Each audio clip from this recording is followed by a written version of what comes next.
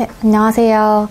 저는 오늘 일본 워킹홀리데이 우리가 알아야 하는 것이라는 주제로 발표를 하게 된 정유경이라고 합니다. 먼저 발표 시작하기에 앞서서 간단하게 제 소개 한번 하고 시작할게요. 저는 일본 오사카에서 16년도 3월부터 17년도 1월까지 총 한 10개월 정도 워킹홀리데이를 했고요. 그리고 2016년 하반기에 워홀 해외통신원을 했고 블로그에서도 워홀에 관련된 그런 정보들이나 생활 글들을 올린 경험이 있습니다.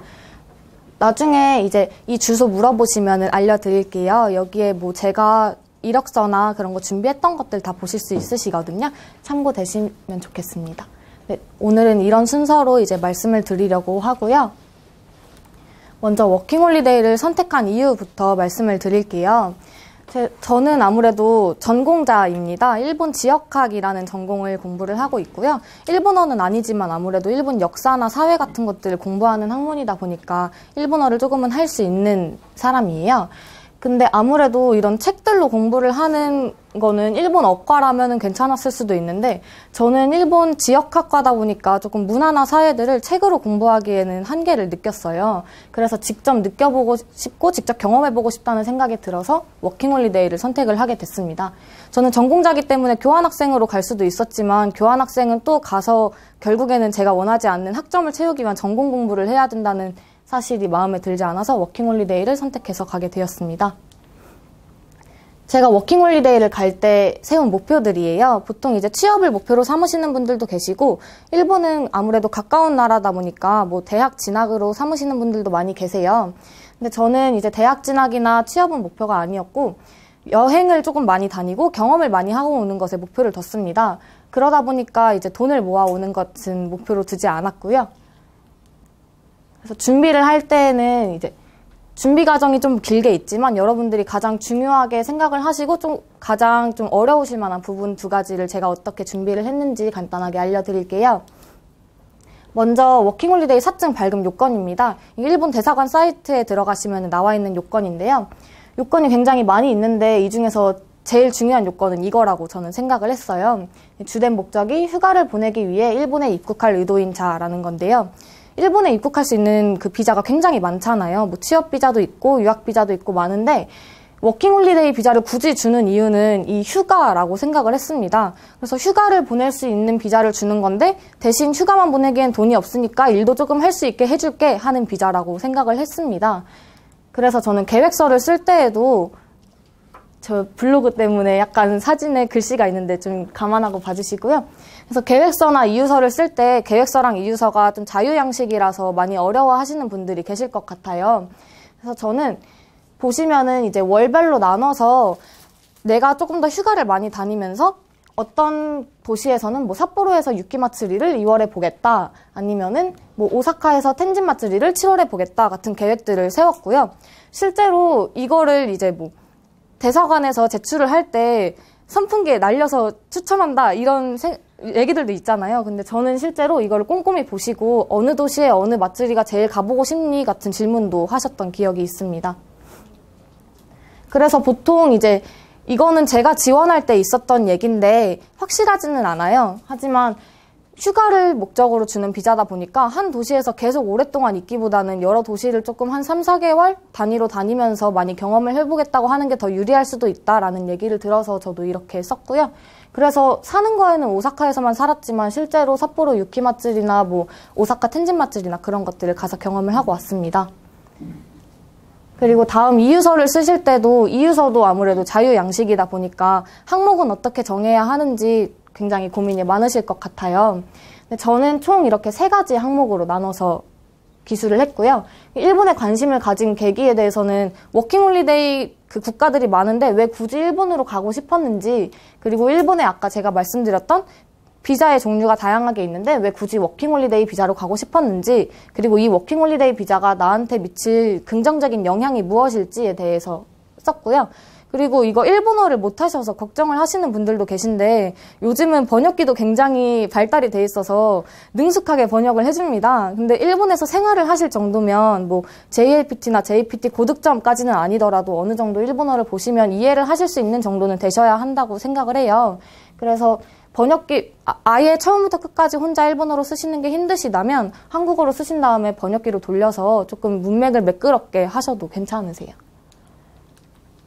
그래서 보통 이제 집 구하기로 넘어가기 전에 제가 이 서류 준비를 하면서 제일 많이 받았던 질문 2가지를 말씀을 해드리려고 하는데요. 첫 번째 질문은 유학원을 통해서 준비를 해야 하느냐라는 거였습니다. 일단 결론부터 말씀드리자면 저는 아니다라고 말씀을 드리고 싶고요. 실제로 저도 유학원을 통하지 않고 혼자서 준비를 해서 한 번에 합격을 한 케이스예요. 근데 반대로 제 지인은 유학원을 통해서 돈을 들여서 신청을 했는데도 불구하고 2번을 떨어져서 결국 유학비자로 갔거든요.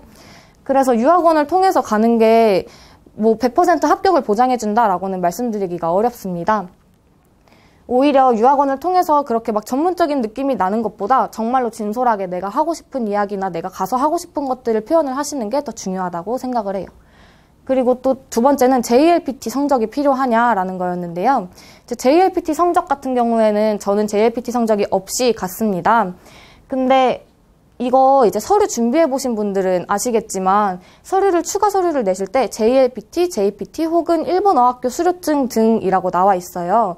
그러니까 JLPT나 JPT 같은 공인 어학 능력이 아니더라도 뭐 일본어 학원이나 일본어 학교에서 내가 배우고 있다라던가 하는 일본어를 좀 공부할 의욕이 있고 공부 중이다라는 걸 증명할 수 있으면 충분하다고 생각을 합니다.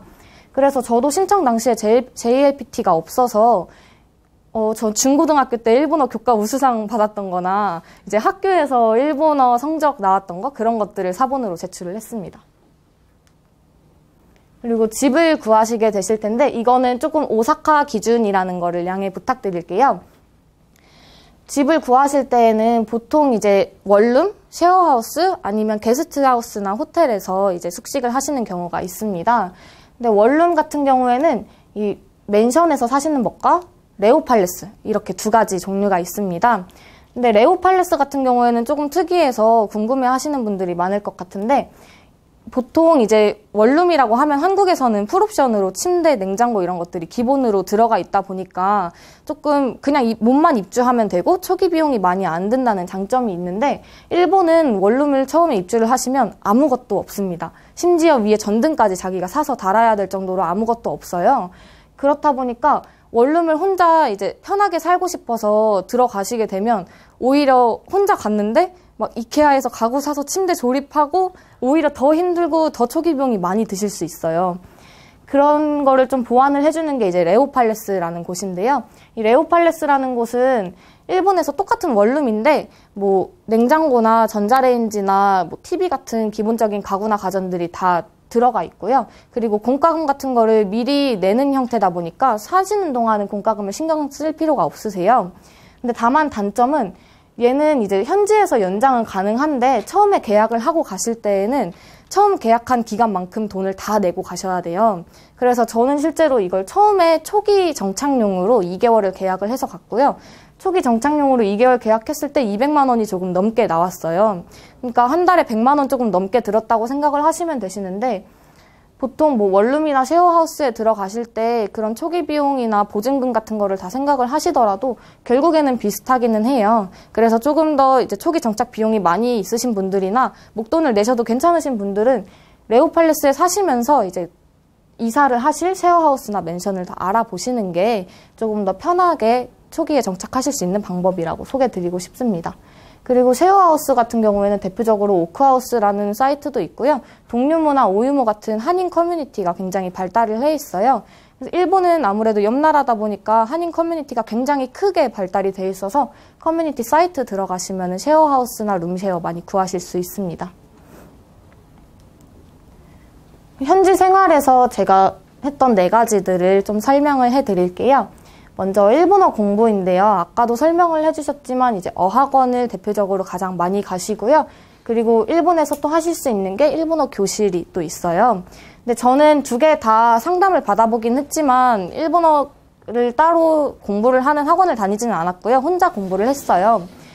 근데 이제 2가지 중에서 제가 상담을 받았던 내용을 토대로 말씀을 드리자면 어학원은 우선 굉장히 고액입니다. 이제 반년 정도 가는데 200만 원? 뭐 그렇게 든다고 알고 있고요. 워킹홀리데이 비자로 가면 할인 코스가 있기는 한데 이 할인 코스라고 해서 결코 싼 게 아니고 뭐 3개월밖에 등록을 못 한다거나 하는 그런 단점들이 있어요. 그래서 그런 거를 많이 생각을 해보시고 그런 단점이 있지만 제일 이제 좋은 장점은 먼저 일본어가 안 될 때 가시면은 체계적으로 되게 강도 높게 공부를 시켜주기 때문에 일본어가 단기간에 굉장히 많이 늘 수 있습니다. 그리고 어학원마다 조금씩 장점이 다른데 이제 어학원들 중에서 뭐 초기 정착, 뭐 휴대폰 개통이나 아니면은 통장 만드는 것까지 다 도와주는 곳도 있고요. 아니면 병원이랑 같이 이제 교류를 맺어서 뭐 치과 검진이나 종합 검진 같은 거를 받게 해주는 어학원도 있어요. 그래서 그런 거를 보시고 이제 본인한테 더 필요한 거를 찾아서 어학원을 등록을 하시면 될 것 같습니다. 일본어 교실 같은 경우에는 이제 구약소나 뭐 한일교류재단 같은 곳에서 보통 운영을 하고 있습니다. 근데 이 구약소나 교류재단에서 운영을 하다 보니까 아무래도 선생님들이 가르치는 거에 비해서는 이제 전문적이지는 않고요. 그리고 보통 일본어 자원봉사자분들이 가르치시기 때문에 일본인을 사귀기 위해서 보통 일본어 교실을 가시는 분들도 많으신데 수업 중에는 또래 일본인 친구를 오히려 사귀기가 어려우실 수도 있어요. 이제 보통 아주머니들, 한류에 관심 많으신 아주머니들이 되게 자원봉사로 교육을 많이 해주시거든요. 그래서 또래 친구를 사귀기에는 어려울 수 있지만 대신에 구약소에서 하기 때문에 이제 구청에서 있는 외국인 교류 행사나 아니면 외국인 상담 프로그램 같은 거 혜택을 많이 받으실 수 있습니다. 그리고 아르바이트인데요. 아르바이트는 이제 구하는 방법이 다양하게 있지만 제가 구했던 3가지 방법으로 알려드릴게요. 이제 첫 번째랑 두 번째 있는 타운워크 바이토르 같은 경우에는 우리나라에 있는 알바몬 알바천국이랑 똑같은 구인구직 사이트라고 생각을 하시면 되세요. 이제 이런 사이트에서도 이제 알바몬에서 구하는 것처럼 똑같이 유학생 환영이라던가 아니면 외국어 가능자 같은 조건들을 체크를 해서 보실 수가 있으시고요. 그러다 보니까 뭐 어학원을 다니셔야 돼서 저녁에밖에 시간이 안 되시는 분이라던가 하시는 분들은 이제 그런 저녁 시간대까지 다 체크를 해서 보실 수 있기 때문에 굉장히 편리한 사이트입니다. 그리고 전단지 같은 경우는 이제 일본에는 아직도 이렇게 가게 앞에 전단지를 많이 붙여놓고 있어요. 그래서 구인을 하는 경우에는 이 전단지를 보고 지원을 하셔야 되는 경우가 굉장히 많은데요. 근데 이 전단지가 붙어 있다고 해서 보고 바로 들어가서 전단지 보고 왔는데요 라고 하시면 굉장한 실례고요. 보시면 이렇게 전화번호를 항상 적어 놓습니다. 그래서 이 사진을 찍어 가시거나 전화번호를 알아가셔서 전화를 하신 다음에 면접 일정을 잡으셔서 이력서를 직접 수기로 손으로 작성을 해주신 다음에 다시 방문을 해서 면접을 보는 시스템입니다. 그래서 바이토르나 타운워크 같은 데에서 못 찾으셨더라도 뭐 도톤보리 같은 데에 가면 전단지가 굉장히 많이 붙어 있거든요. 그래서 한국어가 안 된다고 해서 너무 뭐 예를 들면 오사카에선 츠루아시 아니면 도쿄에서는 시노쿠보 이런 한국어만 사용하는 곳에서 알바를 하시기보다는 전단지에 보시면 외국어 가능자 아니면은 뭐 타운워크나 바이토르 같은 데에서도 외국어 가능자 뭐 일본어는 뭐 조금 못해도 영어나 한국어가 가능한 사람 우대합니다 하는 것들이 굉장히 많아요. 그래서 그런 거를 일을 하시면서 오히려 일본어를 직장에서 조금 더 배우고 익히시는 것도 더 추천을 드립니다. 제가 아르바이트를 구할 때 고려한 것은 제일 크게 이 2가지였습니다. 첫 번째는 일본어를 사용할 수 있는 환경이었냐인데요. 제가 처음에 갔을 때는 아무래도 저도 일본어를 할 줄 알매 불구하고 오사카는 간사이 사투리가 굉장히 심해요. 그래서 사투리를 알아들을 수가 없다 보니까 자신감이 굉장히 낮아지더라고요. 그래서 한인 잡을 맨 처음에는 구했었습니다. 이제 삼겹살집에서 알바를 했었는데 아무래도 사장님도 직원도 손님도 다 한국인이다 보니까 일본어를 사용할 수 있는 환경이 전혀 되지가 않아요. 그리고 한국인 사장님들은 아무래도 뭐 일본에서 오래 사시기는 했지만 같은 한국인을 채용하는 거다 보니까 조금 한국의 최저시급에 맞춰서 주고 싶어 하시는 분들도 많이 계시거든요. 그래서 어떻게 보면 여기는 일본이니까 임금을 떼이는 건데 그게 이제 잘 안 통하게 되면은 임금을 체불받고 일은 일대로 삼겹살집에서 고기 냄새 다 배면서 일하고 일본어는 하나도 안 늘고 그런 상황이 생길 수가 있어요. 그래서 이제 그런 거를 뭐 오유모나 동유모를 아르바이트 구하는 사이트로 제가 아까 추천을 안 드린 이유가 그런 이유인데요. 이제 한국인 사장님들이 하시는 것들이 물론 이제 초기에 정착에 도움을 받을 수 있다는 장점은 있지만 그런 식으로 임금이나 근무 시간 같은 경우에서 불이익을 당할 수 있는 경우가 많고 또 고액이라고 해서 혹해서 들어갔는데 알고 보니까 불건전 업소였다거나 하는 경우가 되게 많아요. 그래서 그런 거를 조금 많이 고려를 해보셔서 일본어를 사용할 수 있는 환경인지 그리고 한국인 분들이 운영을 하신다고 하더라도 같이 일본인 직원분들이 많이 있거나 일본인 손님들이 많은 직장인지 이런 것들 좀 알아보셨으면 좋겠습니다. 그리고 두 번째는 이게 사실 제일 중요한 건데 교통비예요. 일본은 한국보다 교통비가 한 2배 정도 비싸다고 보시면 되고요. 보통 남바에서 우메다까지 가는데 교통으로 한 전철로 20분 정도밖에 안 걸리는데 3, 4천 원이 듭니다. 그래서 굉장히 비싸다고 생각을 하시면 되세요. 그래서 제가 생각을 했던 거는 이게 이제 정기권인데요. 교통카드랑 별개로 아르바이트를 하게 되면 일본은 보통 통근 비용을 다 대줍니다. 그래서 이런 정기권을 만들어줘요. 정기권 같은 경우에 가지고 있으면 이 명시된 기간 동안은 이 구간 내에서 이동이 자유롭거든요. 그래서 남바에서 산다고 무조건 집 근처로 남바에서 알바를 할 거야 라고 하시기보다는 얘 같은 경우도 에사카에서 남바까지 이제 왕복으로 되어 있는데 일부러 만약에 제가 남바에 산다면 우메다에 있는 직장을 구해서 남바에서 우메다까지 아르바이트가 없는 날이더라도 놀러 갈 때 이제 정기권을 통해서 공짜로 갈 수 있다든지 하는 장점이 있기 때문에 이 정기권을 발급을 해주는 곳인지 꼭 이제 확인을 해보셨으면 좋겠습니다. 먼저 그리고 현지인 친구 사귀는 방법에 대해서 이제 말씀을 드릴 텐데요. 2가지가 있어요. 첫 번째는 이제 한일국제교류회였습니다. 이제 한일국제교류회 같은 경우에는 페이스북 들어가시면 뭐 한일국제교류재단, 뭐 도쿄 한인협회, 무슨 협회 뭐 해가지고 페이지들이 엄청나게 많이 있습니다. 근데 그런 페이지들에 보시면 뭐 K-팝 같이 배워보기, 드라마 같이 보기, 음식 같이 만들어 보기 이런 프로그램들이 굉장히 다양하게 있는데요. 이제 흥미 있으신 프로그램을 신청을 해서 같이 일본 분들이랑 이렇게 얘기를 하면서 만들고 친구도 사귀고 하는 프로그램이에요. 저는 이제 한일국제교류회에서 운영한 음식 만들기 프로그램에 다녀왔고요. 이제 한식으로 뭐 찜닭이나 떡볶이 같은 거를 만들면서 일본 분들이랑 얘기도 하고 그런 프로그램입니다. 그리고 헬로톡이라는 어플이 있어요. 이거는 이제 휴대폰 어플리케이션인데 보통 휴대폰 어플리케이션으로 이제 친구를 사귀게 되면 오프라인에서 만나기가 걱정되거나 조금 꺼려지거나 아니면 데이트를 목적으로 이제 접근을 해오는 사람이 있다거나 하는 단점이 있기도 한데 얘는 기본적으로 언어 교환을 목적으로 만들어진 어플입니다. 그렇기 때문에 뭐 데이트 목적이 아닙니다 라는 것을 명시를 해두시거나 아니면 본인이 관심 있으신 뭐 K-팝이나 드라마나 아니면 뭐 옷 그런 것들을 다 이제 자기소개 기술을 해주시면 일본인 친구들이 그런 것들을 다 보고 연락이 와요. 그리고 인스타그램처럼 자기의 그런 일상이나 그런 것들을 올릴 수 있는 게시판도 있기 때문에 그런 것들을 올리면서 서로 외국어 틀린 곳이나 그런 것들을 교정을 해주기도 하고요. 저도 실제로 드라마나 케이팝에 관심 있는 친구들을 만나서 되게 헬로톡이라는 어플을 통해서 친구들을 한 4-5명을 사귀었어요. 근데 처음에는 아무래도 진짜 모르고 나갔는데 알고 보니까 데이트가 목적인 사람이었다거나 그래서 뭐 바로 돌아오고 이런 경우도 있었는데 점점 이거를 어플을 사용하면 사용할수록 요령이 생기다 보니까 좋은 친구들을 되게 많이 만나서 지금은 한국에서도 계속 만나면서 교류를 하고 있습니다. 그리고 이제 제가 가장 크게 세웠던 목표는 전국 여행이었어요. 아무래도 가까운 나라다 보니까 전국 여행이 가능하지 않을까라고 생각을 해서 세워서 갔던 목표인데요. 이제 결론부터 말씀드리자면 어렵습니다. 어려운데 이 이유가 일본을 전국 여행을 하시려면 일단 항공이나 신칸센을 이용을 하셔야 하잖아요. 근데 신칸센이 굉장히 비싼데 이 신칸센을 타고 다니실 수 있는 패스가 워킹홀리데이 비자한테는 허용이 되지 않습니다. 무조건 관광 비자한테만 이제 허용이 되는 패스고요. 그렇다 보니까 저도 이제 그 출입국 관리소에 가서 워킹홀리데이 비자를 끝난 다음에 관광비자로 바꿀 수 있나요? 라고 여쭤봤는데 관광비자를 워홀비자로 바꿀 수는 있는데 워홀비자를 관광비자로 바꿀 수는 없다고 하시더라고요. 그래서 저는 전국 여행은 워홀이 끝난 다음에 한국에 와서 짐을 다 내려놓고 일주일 후에 다시 관광비자로 가서 여행을 했습니다.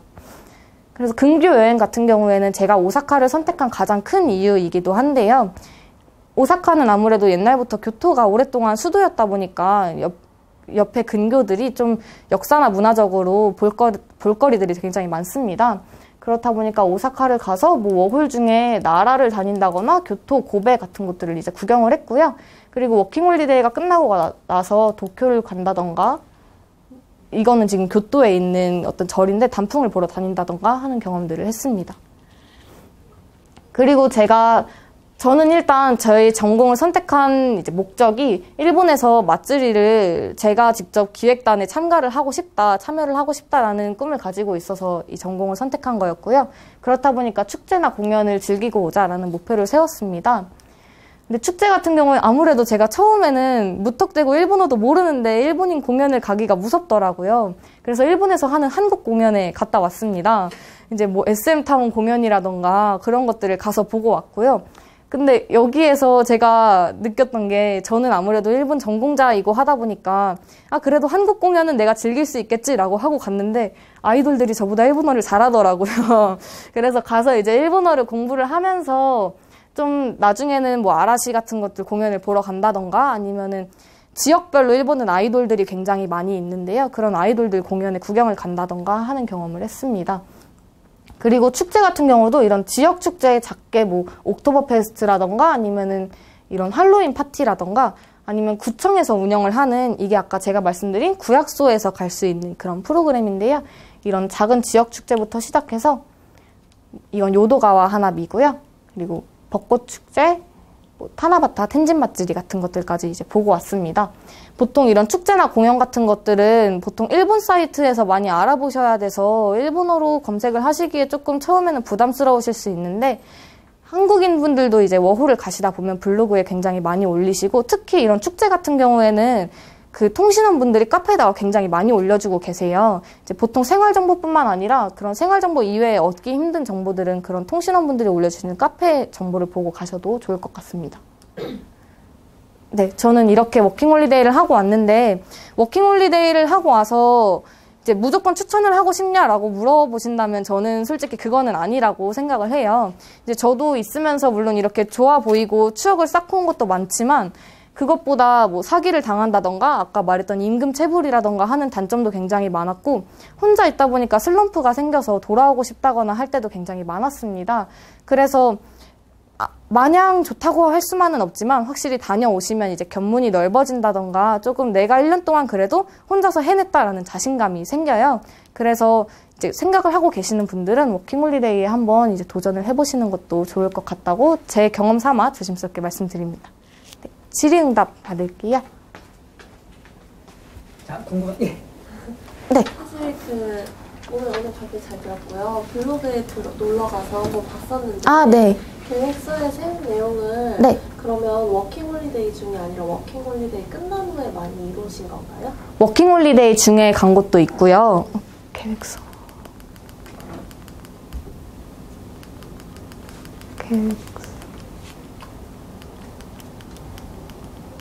네. 워킹홀리데이 중에 간 곳도 있는데요. 보통 이제 이쪽에 오사카 근처에 있는 것들은 보통 다 워킹홀리데이 중에 다녀왔고요. 아무래도 홋카이도 같은 경우에는 여긴 신칸센도 안 다니는 곳이기 때문에 무조건 이제 항공으로 가야 되는데 홋카이도까지 갈 시간이 아르바이트도 하고 하면서 할 시간이 없더라고요. 그래서 저는 홋카이도는 이제 끝나고 전국 여행을 할 때 다녀왔습니다. 주로 오사카에서만 체류하신 거죠? 네, 체류는 오사카에서만 했습니다. 어떤 분은 이런 계획을 설 때 지역 이동을 하는 거예요. 그러니까 오사카에서 난 3개월 살아보자. 그리고 지역에서 도쿄에서 3개월 살아보자. 그리고 홋카이도에서 3개월 살아보자. 이렇게 하시는 분들은 있어요. 근데 대다수 분들은 한 지역에 거주하시면서 근교 여행을 많이 하시고 기회가 닿을 때 사실 워킹홀리데이 하시면서 많은 분들이 한 달 정도를 여유 기간을 두시더라고요. 대다수 분들은. 그러니까 12개월까지 워킹홀리데이 다 마치고 한 달을 아예 여행으로 전국 여행을 생각하시는 분들도 많은데 그거는 이제 본인의 이제 그 계획에 따라 좀 다르죠. 그리고 덧붙여서 말씀을 드리고 싶은 게 이렇게 3, 4개월 단위로 살게 되면 쉐어하우스 말고 갈 수 있는 곳이 아무 데도 없어요. 근데 아무래도 이제 여행을 많이 다니시려면 짐이 줄어드니까 뭐 어려움은 없으시겠지만 쉐어하우스에 사시면 정말 개인 공간이 아예 없기 때문에 보통 정착을 해서 뭐 원룸을 구해서 사시려고 하시는 분들은 최저 6개월 이상 계약을 하셔야 되기 때문에 현실적으로 조금 어려움이 있습니다. 네. 비자가 있어서 네. 오사카로 가려고 하는데요. 네. 그 오사카에 정착하실 때 오사카 내에서도 지역 선정을 하게 되잖아요. 네. 그때 어떤 기준을 가지고 선정하셨는지가 좀 궁금해요. 저는 아무래도 혼자서 나가다 보니까 좀 치안을 제일 먼저 생각을 했고요. 치안이 안 좋은 곳으로 따지자면은 오사카에서는 니시나리구가 굉장히 대표적인데요. 시니마미야역 근처는 되게 위험한 편이에요. 노숙자도 굉장히 많고 위험한 편이기 때문에 그쪽으로는 가지 않으시는 걸 추천을 해드리고요. 보통 아르바이트를 구하기 편하시려면은 이제 번화가 근처에 사시는 게 좋으신데, 저는 처음에는 치안만 생각하고 갔기 때문에 텐노지 부근에 있는 아베노구라는 곳에서 생활을 했습니다. 되게 학교랑 가정집만 있어서 엄청 치안이 좋은 그런 곳이었는데 아르바이트 구하기가 힘들더라고요. 그래서 나중에는 이제 남바 쪽으로 이사를 와서 살았고요. 남바에서 이제 중심가에서 살다 보면 아무래도 시끄럽고 조금 비싸기도 해요. 그래서 저는 한 정거장 떨어져 있는 다이코쿠초라는 쪽에서 살았습니다. 직장에서 교통카드를 줬기 때문에 가능했던 거죠? 저는 이제 신사이바시 위쪽에 있는 곳으로 회사를 다녔는데요. 그래서 다이코쿠초에서 신사이바시까지 전기권을 끊어서 다녔어요. 몇 분 정도 걸렸나요? 보통 전철을 타는 시간만 하면은 5분도 안 걸려서, 전철 타는 시간 빼고 이제 아예 통근하는 시간으로 하면 자전거를 타고 다니기도 했고요. 그래서 전철을 탈 때는 한 15분? 자전거를 탈 때는 한 20-30분 정도 걸렸었던 것 같습니다. 네. 혹시 그 워홀 비자로 가면은 네. 아르바이트로만 구인을 할 수 있는 거예요? 아니에요. 취직도 가능하신데, 이제 보통 그래서 취업을 생각을 하고 가시는 분들이 취업 비자를 따기 위해서 워홀 비자로 일단 가서 거기서 일하면서 나중에 취업 비자로 전환하시는 경우가 되게 많으시거든요. 취업도 가능하세요, 충분히. 이거는 제가 좀 약간 보충 설명드릴게요. 그 취업이 가능하다는 것은 여기서 때는 우리가 말하는 그 한국에서는 이제 취업이라는 단어를 정규직 단어를 쓰잖아요. 정확히 따지면 회사에 들어가서도 우리가 이제 알바한다는 개념을 쓰시고, 나중에 그 회사에서 이 사람이 우리 회사랑 좀 맞다, 그러면 나중에 취업 비자를 전환해 줄게, 이 뜻이거든요. 이제 정확히 따지면 현재 가서 이제 생활비 벌 수 있는 아르바이트 위주로 일한다는 개념을 보시면 맞을 거고요. 그다음에 그 주한 일본 대상 홈페이지에 들어가시면 아시겠지만 인턴십도 이건 허가가 되지 않거든요. 일본에서 만약에 워킹홀리데이 비자 아르바이트 인턴십 하겠다, 이거는 저는 안 됩니다, 원래는요. 네, 그래서 저도 실제로 마지막에는 거의 회사에서 일을 했는데요. 회사에서 일을 할 때 취업비자로 전환을 해주겠다고 했는데 저는 학교가 남아있어서 그냥 돌아온 케이스고요. 보통 그렇게 워킹홀리데이로 먼저 회사에 들어가서 이제 인턴 같은 기간, 아르바이트라고는 하지만 정규직으로 전환하기 전에 그런 유예기간 같은 식으로 일을 하고 나중에 취업비자로 전환을 해주시더라고요.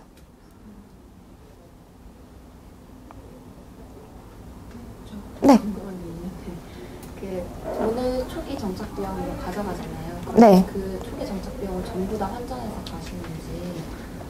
전부 다 환전해서 가실 필요는 없으세요. 이제 보통 카드를 많이 가지고 가시는데, 카드 하나은행 중에 그 비바지라는 카드가 있는데요. 그 카드가 해외 수수료가 굉장히 낮은 카드여서 보통 워홀 가시는 분들이 그 카드로 많이 하시더라고요. 그래서 저는 그 카드에 한 100만 원 정도 넣어두고, 이제 현지에는 현금으로 한 150만 원 정도를 가지고 가서 가자마자 우체국 통장을 개설을 해서 100만 원을 바로 넣어놨습니다. 그게 신용카드였나요? 아니면 체크카드? 체크카드입니다. 네. 어떤 일을 하셨는지 궁금합니다. 저는 아르바이트를 굉장히 많이 하기는 했는데, 아까 말씀드린 삼겹살집부터 시작해서 이제 뭐 게스트하우스 청소 같은 일도 했었고요.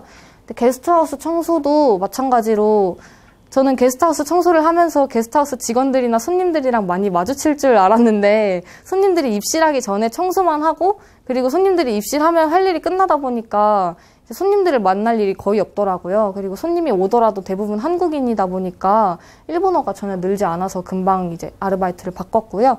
그 다음에는 에어비앤비를 좀 전문적으로 관리하는 회사에서 통역 업무나 아니면 외국인 응대 업무를 했습니다. 그게 마지막 업무였나요? 마지막 업무는 아니고 제일 오랫동안 일을 했어요. 또 다른 것도 하셨어요? 네, 그 다음에 이제 제일 오랫동안 하고, 그 다음에 한 3-4개월 동안 또 다닌 회사에서는 온라인 게임을 만드는 회사였는데, 거기에서 그냥 간단한 번역 작업을 했고요. 한국에서 만든 게임을 일본으로 수출을 하는 형식이어서 한국 게임의 그런 포맷 같은 거를 일본어로 바꾸는 일을 했었습니다. 그럼 그 아르바이트를 하실 때 네. 뭐 투잡을 같이 하신 거 아니면 한 업체 일 끝나고 또 다른 업체를 구하신 거예요?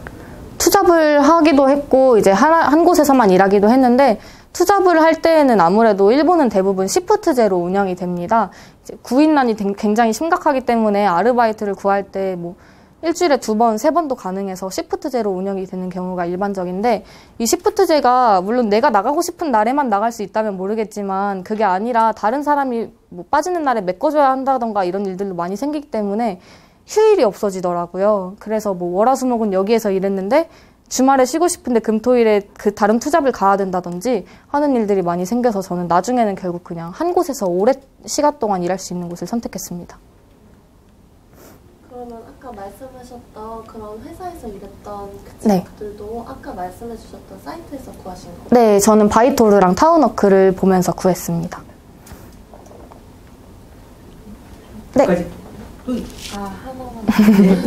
마지막으로 질문 받고. 알바 구하는 네. 팁 같은 게 있어요? 아르바이트 구하는 팁이라고 하면 일단 일본인들이 영어를 굉장히 못하기 때문에 영어를 잘하는 사람을 선호를 해서 한국인을 선호하는 경우가 많아요. 그래서 그런 뭐 이력서를 쓰실 때 자격 능력란이 있는데 거기에다가 뭐 토익이나 그런 게 있으시다면 그런 거를 기재를 해주시면 좋고요. 일본 기준으로 일본 사람들은 한 600점, 700점 이상만 올라가도 영어를 굉장히 잘한다고 생각을 하기 때문에 토익 점수가 엄청난 고득점이 아니더라도 그 정도 점수가 있으시면 반드시 기재를 해주시는 게 좋습니다. 면접 보실 때는요? 면접 볼 때는 제가 그 에어비앤비 회사에서 면접을 봤을 때는 실제로 에어비앤비 그 사이트 홈페이지를 관리를 해보게 시키더라고요. 정말 관리를 해보게 시키고 이거를 얼마나 번역을 할 수 있는지 그런 것도 시켜보고 했는데, 그렇기 때문에 아무래도 현지에서 일을 하는 거고 영어권이 아니다 보니까 영어를 잘 하셔도 일본어를 할 수 있는 능력이 조금 있으셔야 될 것 같고요. 그리고 일본어는 아무래도 히라가나로 치면 한자로 변환되기 때문에 읽기 쓰기 능력까지는 그렇게 많이 필요가 없지만 이걸 보고 바로 말을 할 수 있고 아니면 내가 진짜 암기를 해서 빨리빨리 할 수 있다는 거를 좀 어필을 해주시는 게 좋습니다. 그리고 특히 워홀 비자 같은 경우에는 이제 기한이 정해져 있기 때문에 6개월 이하로 남으면은 보통 안 뽑아줘요. 그래서 6개월 이하로 남았을 때는 정말 하고 싶으신 게 있으시다면은 그동안 했던 일들이나 아니면 정말로 가지고 있는 일본어 능력, 뭐 영어 능력 같은 것들을 정말 더 강하게 어필을 해주셔야 합니다. 질의응답은 여기서 좀 마치도록 하고요. 후에 이제 다 행사 끝나고서 우리 정유현 씨가 가시는 것이 아니기 때문에 따로 질문해 주셔도 되겠습니다. 자, 그럼 우리 수고해 주신 정유현 씨께 박수 한번 부탁드리겠습니다. 감사합니다.